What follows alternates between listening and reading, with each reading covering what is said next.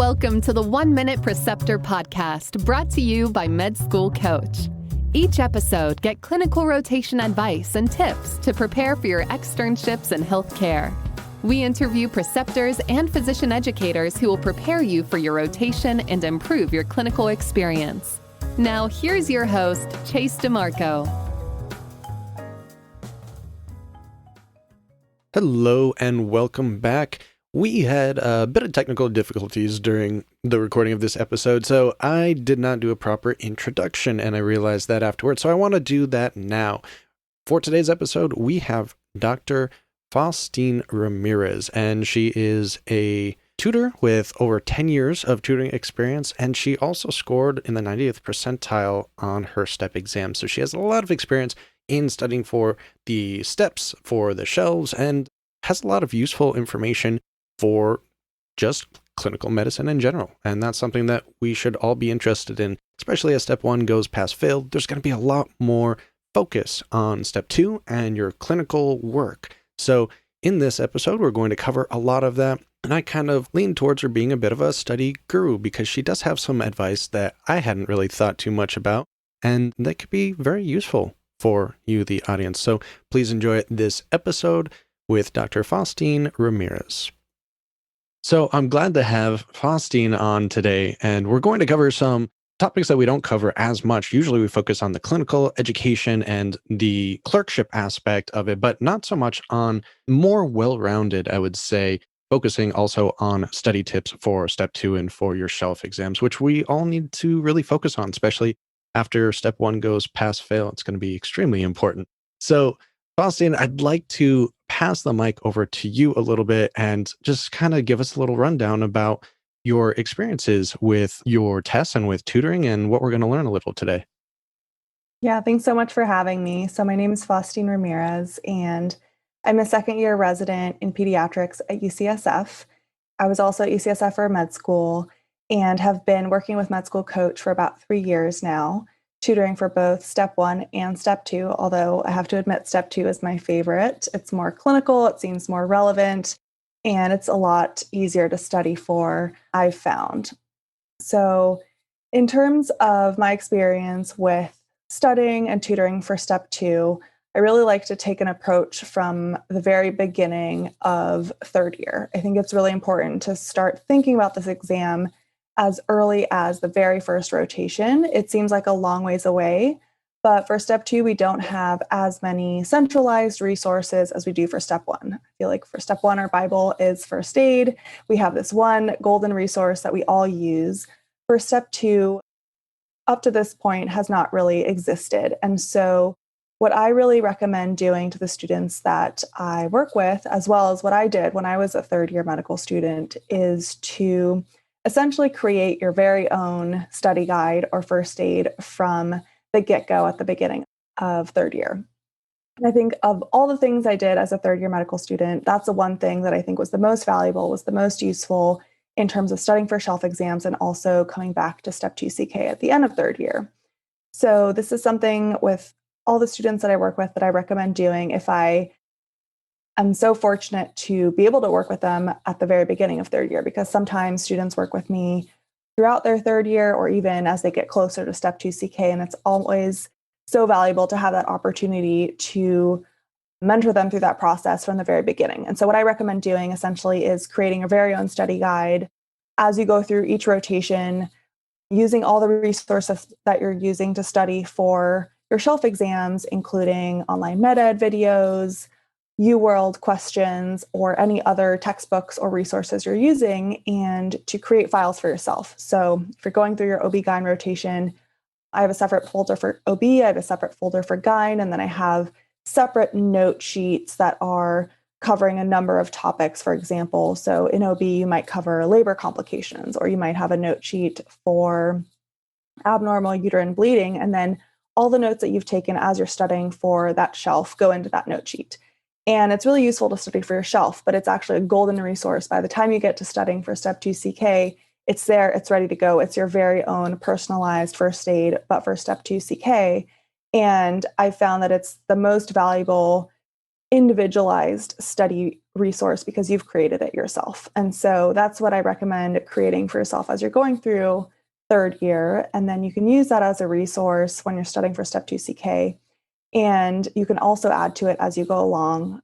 And I found that to be probably the number one thing that I recommend for all third year medical students going through their clinical rotations. See, I have so much difficulty with that because I'm spread out everywhere. Even though I talk about and write about organizational skills and other materials, I have some things in my Google Drive. I have some things written down. I have some things saved in like my bookmarks on my browser and consolidating everything in a meaningful way that I can actually use for example, shelf or step test practice is really difficult. And the only thing that I found that worked for me to consolidate everything was kind of using an Anki deck and having that spaced repetition there. Because otherwise, I'm going to lose track of which topics are more important. Where should I have my focus on? Which areas are giving me the most difficulty? It seems like the notepad, whether it be digital or analog, can work for some people. Do you also recommend other types of like spaced repetition software like Anki or anything along those lines for students that you've tutored in the past? Yeah, I think Anki is great if you have the time to have that timed repetition or that spaced repetition. And I think it's even more valuable when you are able to create those cards for yourself. The way I recommend using Anki is in a similar manner, but instead of writing those notes in a notepad or even in some sort of digital software, is to do kind of a combination of more of like a broad framework in your own notes, but then using Anki for those smaller memorization details. You really have to dedicate yourself to Anki. I feel like if it's something that you just pick up here and there, it really doesn't work well for you. But if it's something that you can consistently create your own cards for and consistently use throughout third year and then come back to when you're studying for CK, I think that's when it's the most valuable. So if students only have 4 or 6 weeks, that's just not enough time to be using Anki. Even if you're using pre-made decks, there are so many cards in the pre-made decks. It's incredibly hard to use that as your main source of content. But I've actually found that you can get the same, perhaps not the exact same, but very similar type of spaced and timed repetition as you would with Anki when you're using your own notes. So I'm actually a huge proponent of something like OneNote or Evernote that you can have on all of your devices. And that's something that I really encourage students to use is if they have that luxury of having all year, all of third year to create their own notes, then I recommend having something they can have on their computer, on their phone. Even if they're working at a workstation at the hospital, they can pull up Evernote on the online platform and add to their notes there. And that's something that can sync across all of your devices. And I recommend using those notes and reviewing them on a very regular basis. So every night while you're on your rotations in a more cumulative manner when you are on the weekends, and then trying to get through them maybe 2 or 3 or even 4 times prior to your shelf exam. And that timed repetition is a similar effect for memorization purposes as Anki. It's not as perfect in terms of like seeing the same cards and seeing the cards that you're having more difficulty with more frequently, but it does still give you that same timed repetition because you're using a system where you're seeing the notes you took that same day, the next day, maybe once at the end of the week, and then again as you're reviewing your shelf. So you're seeing them 3 or 4 times, the same way that you would see an Anki card 3 or 4 times. And yeah, I didn't even think about that. If you have a shelf exam in your rotation's only a few weeks, you're not going to have a lot of time for that spaced repetition.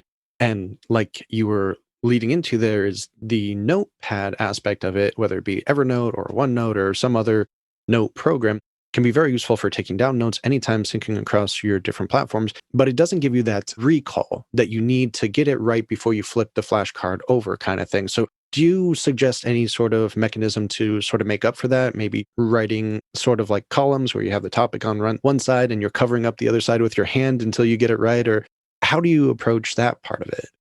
Yeah, so I actually recommend using a bullet point format where you put essentially what you would put on the front of the flashcard as the first bullet point, and then you tab to the next line for the content. So the way I organize my notes and the way I teach my students that I tutor to create their study guide is having the heading be the name of the disease, organizing them by system, and then having that heading be the name of the disease. And then each subsequent bullet point underneath is risk factors. And then you go to the next line, and then diagnosis, you go to the next line. Treatment, you go to the next line. And so every time you return to the next line, you can basically cover the subsequent lines with a sheet of paper, with your hand. Even if you're scrolling down, you can have that be at the very bottom of the computer screen so you can hide that. So the same way that you would see the front of a flashcard, try to recall it from memory, try to write it down, you can see that very top bullet point, try to recall it from memory, and then scroll down and see the answer. So it's essentially like a flashcard.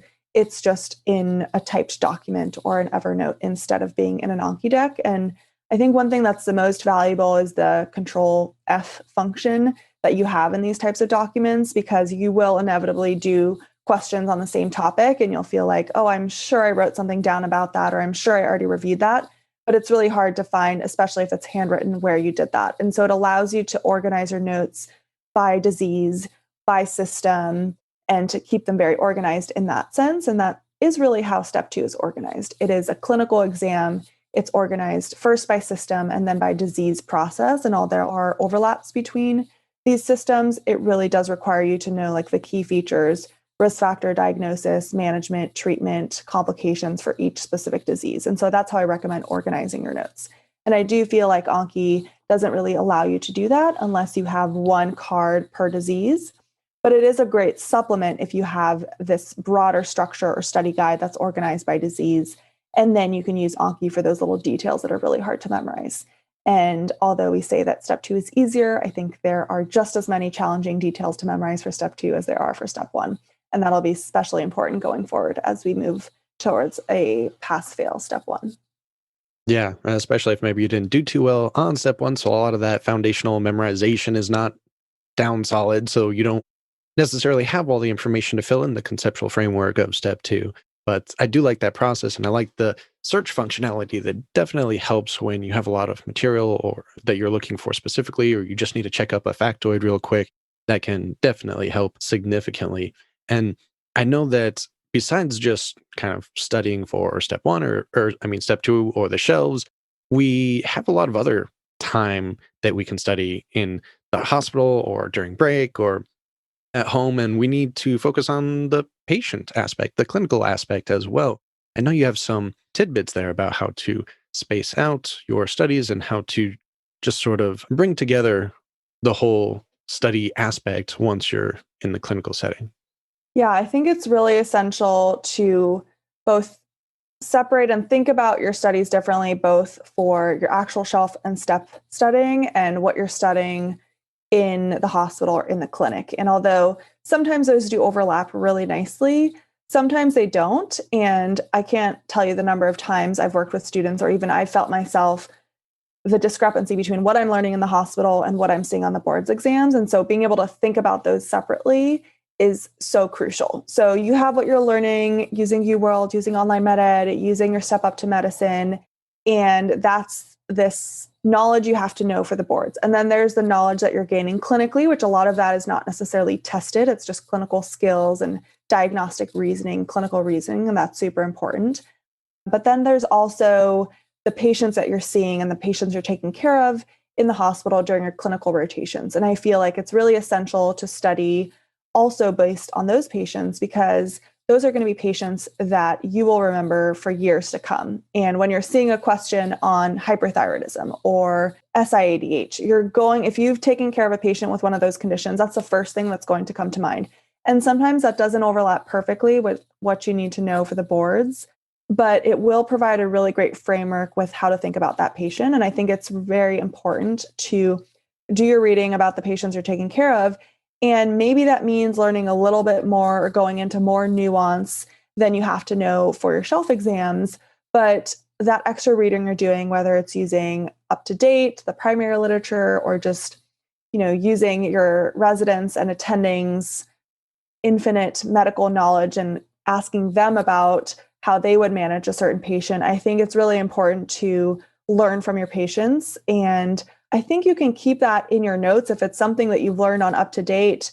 Turns out it might turn up in a question in UWorld next week or on your shelf exam or even in your board studying. I feel like there's more and more level of detail required as we go along. And so you never know what might come in handy when you're studying. And I think that's a really important thing is even if it's a specialty that you're not particularly interested in, a lot of these clinical principles apply across specialties, and you never know whatever principle you're learning about in a given rotation, even if it's not something you're particularly excited about or planning on going into, it might still end up being relevant in whatever specialty you go into. And there's so much overlap between what we learn in rotations and specialties that I think it's, really highlights the importance of paying attention, being involved, being engaged, asking important questions, trying to get involved with as many patients as you can, because it really adds that overall global body of knowledge that will end up being useful, as I've seen,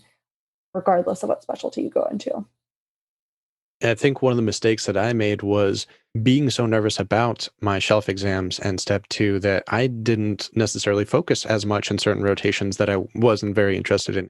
So might have missed out on some experiences there, although some of them were just limited on their own. And because I never actually saw patients with a lot of those diseases, I still have trouble remembering them. I never saw many of the things that we are tested on in the shelves and step 2 during my rotation. So they have less of that experiential learning component that is very, very strong. So I definitely agree. It's important to take advantage of whatever you can while you can, because you might not see it later if you don't do it. Yeah, no, I definitely agree. There are plenty of things on rotations where you don't even realize as a third year medical student what the clinical context is, or you haven't learned about that yet. And then you come back to it when you're doing questions or even later in your medical training, and you kind of make these connections later on. So I think that's really important to be as engaged as you can, because you never know what might walk through the door, and it might be something that's really going to contribute to your learning in some way. Very true. And besides just sort of being interactive with maybe your preceptor and trying to see new patients, there's a lot more than learning about them. There's that personal development, the patient interaction, that sort of professionalism that you can also take this time to learn and should take this time to learn, just friendliness, kindness, and all of that. What are some of those interpersonal lessons that you feel can be learned, or how's the best way to approach that as a third or fourth year student or even early resident? Yeah, I think as a medical student, whether it's a third year or even fourth year on your sub-I, you have infinitely more time than you will ever have as a resident. And I'm realizing now, as I'm in residency, how much I miss having that time where I would be able to get to know my patients, get to know the families, check in on them for multiple times a day for so much longer than you have the ability to as a resident, because you're busy returning pages, rounding, putting in orders, calling consults.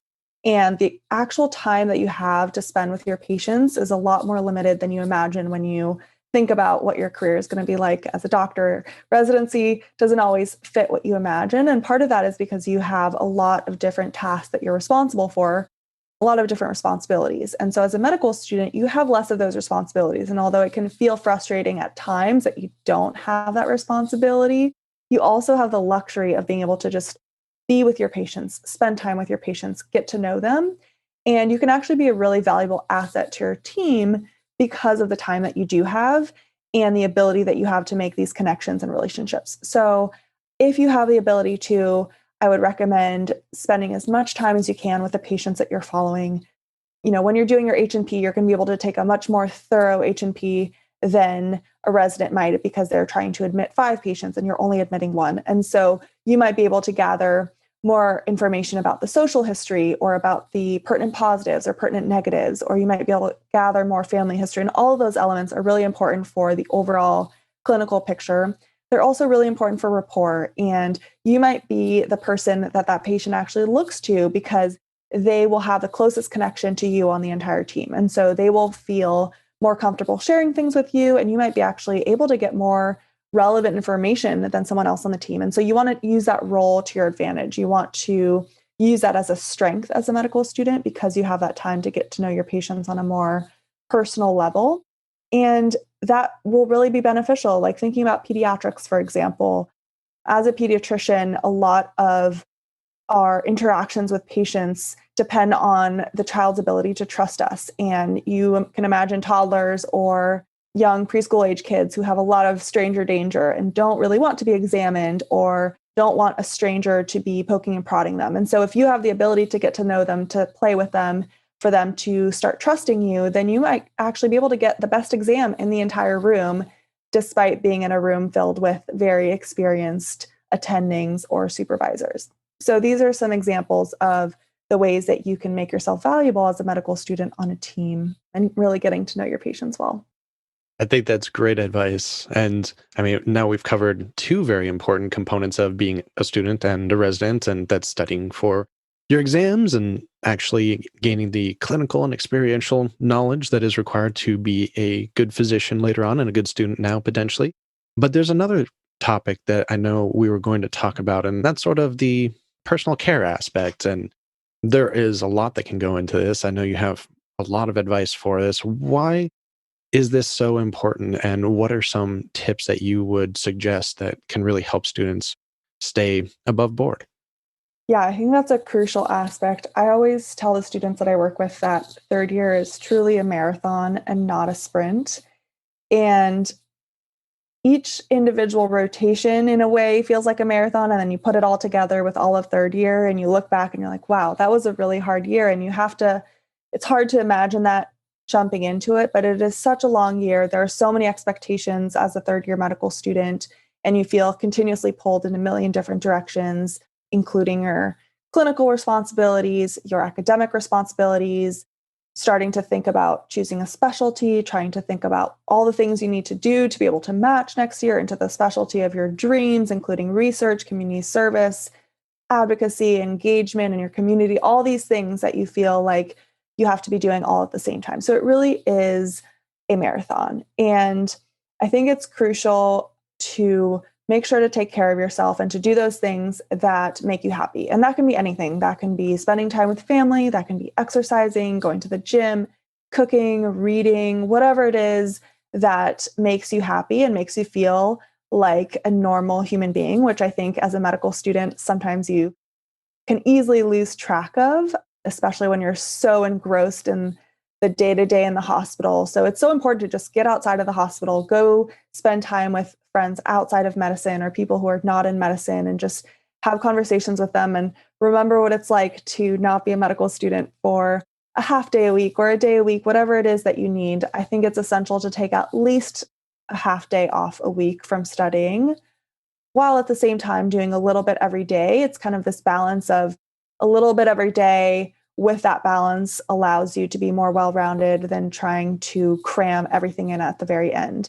And that cramming is really not beneficial for your long-term learning and for your long-term Step 2 CK studying. So I think it's better to do a little bit every day, but to still fit in those things. It doesn't have to be every single day that you go to the gym or that you spend time with family, but making sure at least once a week you're fitting in those things, if not more, and thinking about your overall wellness just as a human being and as a person who's not exclusively in medicine, but has a lot of different interests.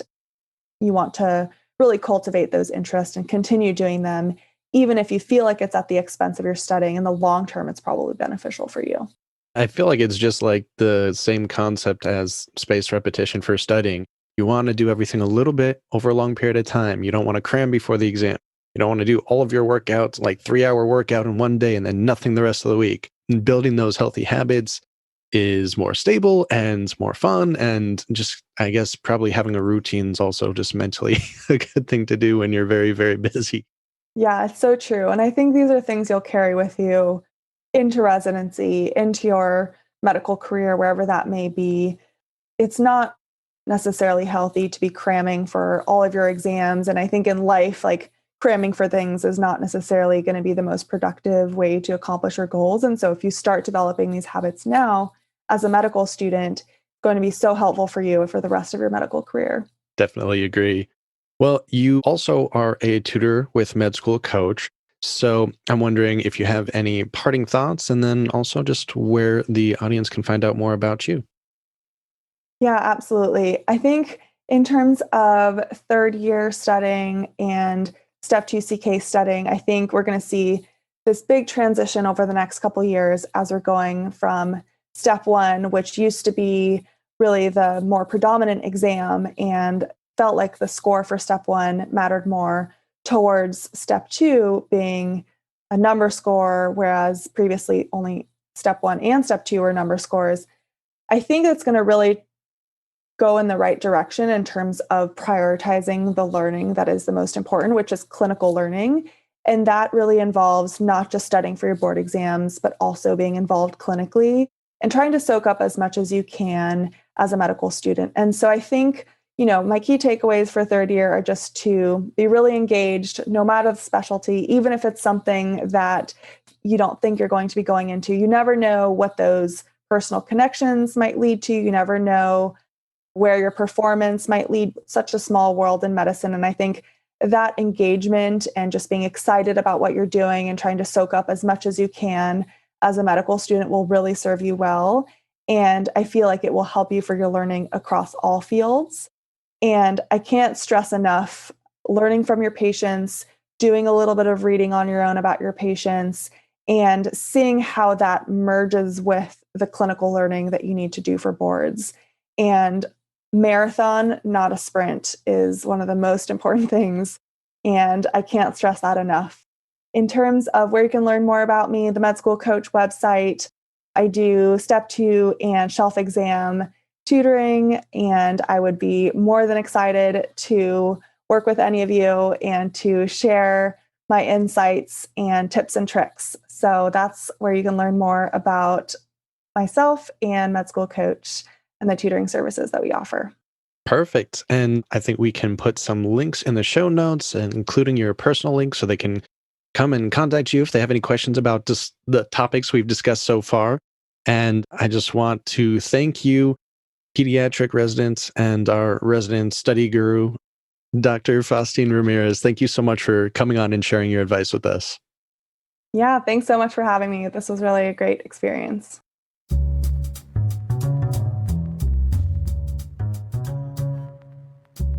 The 1 Minute Preceptor podcast is powered by Med School Coach. To access Med School Coach services like USMLE tutoring or residency admissions advising, visit our website at medschoolcoach.com. Good luck as you prepare for your board exams, and we hope you tune in again next time.